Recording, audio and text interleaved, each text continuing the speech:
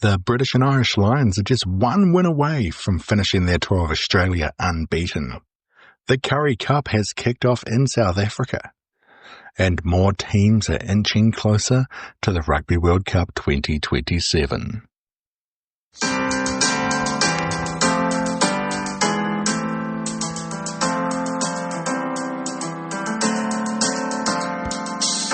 Hello and welcome to your Rugby Roundup, July 30th, 2025. My name is Big Mike. We are here at Big Mike Sports. Now let's talk some rugby.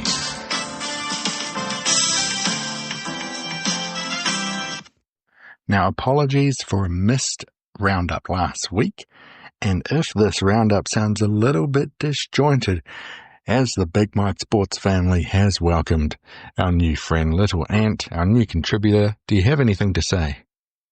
No, he does not. We are 3 nights in to our little Premi being home and outside of that special care nursery. And fuck me, I'm tired. On this week's roundup, we have a whole bunch of women's internationals heading to their Rugby World Cup. Starting in just a few weeks' time, the New Zealand NPC starts this weekend, and it is the last game of the British and Irish Lions tour for 2025. But enough of all that. Let's get to the roundup. We are going to start with international men's action, having to cover the last 2 weeks. Let's start with some international games from 2 weekends ago. Scotland got their first ever victory at Eden Park, defeating Samoa 41-12. Romania ended their tour of South America going down to the Argentina 15, 52-14. Spain successfully defeated both North American teams, beating Canada 24-23. New Zealand finished their Test Series 3-0 against France after winning 29-19 in the last game. Yes, he's just racking up because we're talking about the All Blacks. The Springboks defeated Georgia 55-10. Despite playing absolutely abysmally in the first half, the Pumas got a good victory over Uruguay 52-14. And a weak England squad beat the USA in the USA 40-5. Now, our British and Irish Lions tour has continued. They have had 2 matches in the last 2 weeks against the Wallabies. The first one they won 27-19, and the second one they won with a last-minute try 29-24. And if you follow even a single rugby page online, you would see that this is all about the clean-out. Was it a penalty? Was it not? It wasn't, according to the eyes of the refs. And the Lions won this one in the last minute. The Wallabies, though, looked impressive. They looked great. If that Wallabies squad jumps into the Rugby Championship, I think the All Blacks and Springboks might have to be a little bit worried. In the other game of the tour from last week, the midweek game, the Lions defeated the First Nations Pacifica squad 24-19 in the first game where they looked like they might have a chance of losing. In the final of the Under-20s World Cup, South Africa defeated New Zealand 23-15. The final rankings in the 2025 Under-20s World Cup are, I know, the Junior All Blacks lost, it's all good, mate. South Africa first, New Zealand second. I know. Argentina third, France fourth, Australia fifth. You're half Australian? No, we don't care. We're All Blacks fans. England 6th, 7th Italy, 8th Wales, 9th Georgia, 10th Scotland, 11th Ireland, and 12th Spain. Next year's World Cup in 2026 will be in Georgia and will be expanded to 16 teams. Now, what's been going on in World Cup qualifying? Well, the final of the Rugby Africa Cup. Zimbabwe beat Namibia 30-28. They won the cup and they qualified for the World Cup. First time Zimbabwe has qualified since 1991. Friendly reminder that even in the old system with 20 teams, Zimbabwe would have qualified. Now Namibia No. Isn't that exciting? Now, Namibia, they came second and they played the second place in Asia, the UAE, for a spot in the playoff finals, and they won their game 86-29 last weekend. Namibia will be joining Belgium in the last chance qualifying tournament in November. In South American qualifying, the Sud-America Rugby Championship, we have our two-leg semi-finals. Brazil versus Chile. Chile won these two games 35-21 and 35-20. They will be going on to the finals. In the first leg of the Uruguay-Paraguay games, Paraguay went down 39-0. The next games are in a few weeks' time before we get into the finals. The winner of this competition will qualify automatically. The second place team will take on the fourth best Pacific team for the final spot in the World Cup. The loser of that playoff goes into that final qualification tournament. Looking at our world rankings, after all of this going on in the last month, we still have South Africa, New Zealand, Ireland and France up the top. England are creeping up on France's fourth spot. It's a tight race for sixth as Australia, Argentina, Scotland and Fiji are living 6th through 9th before a bit of a jump down to Italy, Georgia, Wales, Samoa and Japan.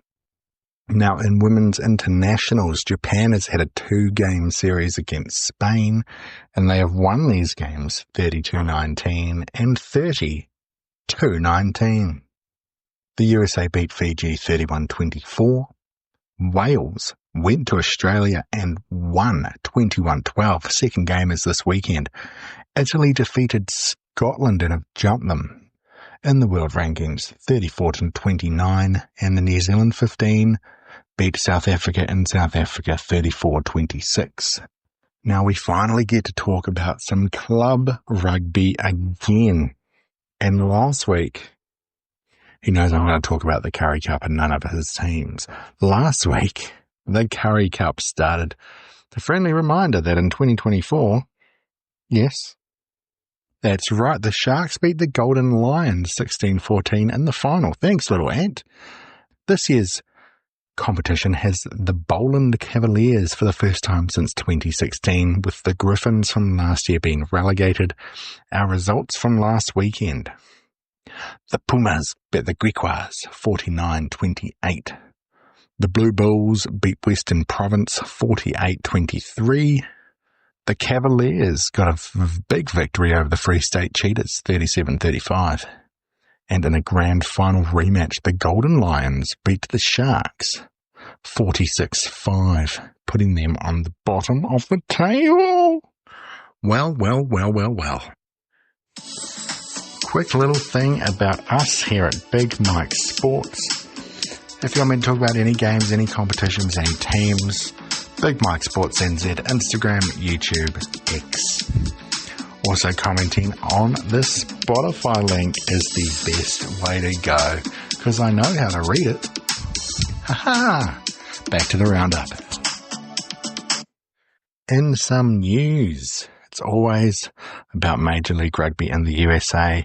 No 2 seasons have been the same with the same teams. No, I'm sad too, buddy, because Nola Gold have folded and will not be competing in next year's competition. But also news, the San Diego Legion, one of our inaugural clubs, has merged with RFC LA to make the California Legion. Nobody is happy about this one. At this rate, we're only going to have 4 teams next year. That, of course, is a joke. There is one international men's game this weekend to talk about, and that is the final game in the British and Irish Lions versus Australia. The third game of their test series, the final game of their tour. They have won every single game since landing in Australia. Last weekend, some say they got lucky. Also, the Wallabies did turn up, but they gave it away in the second half. What can we expect in this one? The team hasn't been announced yet. Are we going to see changes in the Wallabies? What team, or just what team will show up? If last week's Wallabies turn up, it is going to be an absolutely fantastic game. If they make a bunch of changes just to see what happens, then this one could be a blowout. We are 2 weeks away from the Rugby Championship starting. Women's international games now, it is Australia versus Wales in Game 2. Australia has dropped down to 8th in the world rankings. Wales is up to 9th. Canada versus the USA, the old rivalry.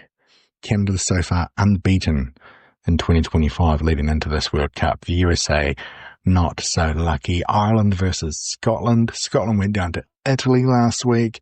Ireland should win this one. England versus Spain. First in the world versus 13th. We can't see anybody beating England at this point. And it is Game 2 for South Africa and the New Zealand 15.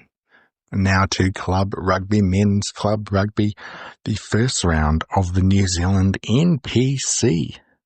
Wellington are defending champions after defeating Bay of Plenty in last year's final. This week has got 7 huge games. First game, Thursday night, it is Auckland versus Waikato. Auckland have a new captain in Anton Segner, an unsung hero of Super Rugby. Also, when he's ready, Stephen Perofeta has changed allegiances and will be joining Auckland. On Waikato's side, this is a very stacked squad, but it is very interesting to note that their starting 10 is Aaron Cruden, former All Black, and their backup 10 on the bench is Lima Sopoaga, another former All Black. Apparently, Waikato don't have any players in their 20s that can play first 5. Then we have the Manawatu Turbos hosting Harbour. Now, Harbour are captained by Tom Savage of Moana Pacifica. They also have Slippy Dippy Mark Talia in their ranks as he is not an All Black this season. Manawatu are bolstered by the return of their superstar in the 12, Ngani Laumape. On Saturday afternoon in Porirua, it is Wellington hosting Canterbury, defending champs versus one of the more dominant teams in New Zealand professional rugby, provincial rugby. This Wellington squad is captained by Brad Shields. They've got Peter Larkai is there as well. They've got Julian Savia in the 12 jersey, and All Black Ruben Love is playing 15 this weekend. Canterbury, they have got a team stacked with All Blacks, stacked with players who make up that Crusaders squad that were oh so dominant this year. Also on the bench, they have the return of Sam Derry, who was out for the whole season for the Blues with that injury. He was one of the pivotal parts of the Blues winning the competition last year. Then it is the Southern Derby, the Stags of Southland taking on Otago. These are the two teams that make up the Highlanders. Not too much of note on the Southland squad. But Otago, they are captained by Sam Gilbert from fullback, and they have All Black number 8, Christian Leowilli, starting for them this weekend. First in-season defence of the Ranfurly Shield, we have Taranaki, another favourite this year, captained by Callum Boucher, also with a ridiculous backline that includes the inclusion, I see that twice, of Fijian Drua player Taniela Rakuru. They will be defending against Northland. Northland have number 10, Rivers Reihana, who was the player of the match in that Crusaders title victory and kept James O'Connor on the bench. Two big teams from last year. We have Bay of Plenty hosting Tasman on Sunday. Māori All Blacks and Blues player, or Māori All Blacks captain and Blues player Kurt Eklund is the captain for the Bay of Plenty Steamers. They have Imoni Narawa on the wing, and they have chief standout Leroy Carter in 13. The Tasman Markle have players such as Ethan Blackadder, Finlay Christie and David Havili, also Levi Almua, Timothy Tavatavanawai, all of these players, except for Tavatavanawai, who were so close to being All Blacks, but not quite this season. They'll be looking to make a play to cover any injuries that the All Blacks may face. And in the final game of the week, it is the Magpies versus the Steelers. Hawke's Bay taking on Counties. Hawke's Bay look like a strong, solid squad. As always, they have Zahn Sullivan back, who plays for the Blues. They have Falau Fakatava, former All Black, on the bench. And Counties, their big inclusion, or their big player, obviously, is Hoskins Tutu in that number 8 jersey. We had a lot this week talking about the NPC, but it is important because it is their first game, isn't it, buddy? That's right. We also have round 2 of the Currie Cup as the Free State Cheetahs host the Pumas. The Golden Lions host Western Province. The Blue Bulls will be taking on a Wounded Sharks, and the Griquas host the Bowling Cavaliers. All right, now what have we got to look forward to in August? We've got the Women's World Cup, we have the Rugby Championship, and we have the Pacific Nations Cup.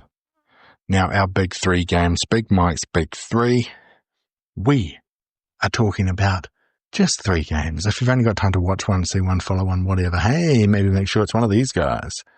We've got Canada versus the USA in women's rugby.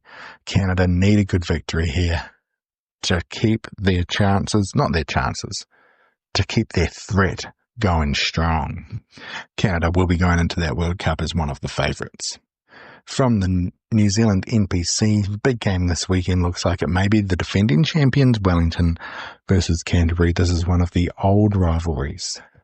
And finally, it's game 3, the British and Irish Lions versus the Wallabies. So apologies that it was a bit funny this week. We're just trying to find our new balance on how we're going to record our Rugby Roundup and keep things going strong. So, thank you for being part of Big Mike Sports. Thank you for listening to the Rugby Roundup. And thank you for being part of our family. Isn't that right, buddy? No, he doesn't care. I think he shit himself. That's my boy. Well, I hope you all have a wonderful week, beautiful week, and you go and watch some beautiful rugby.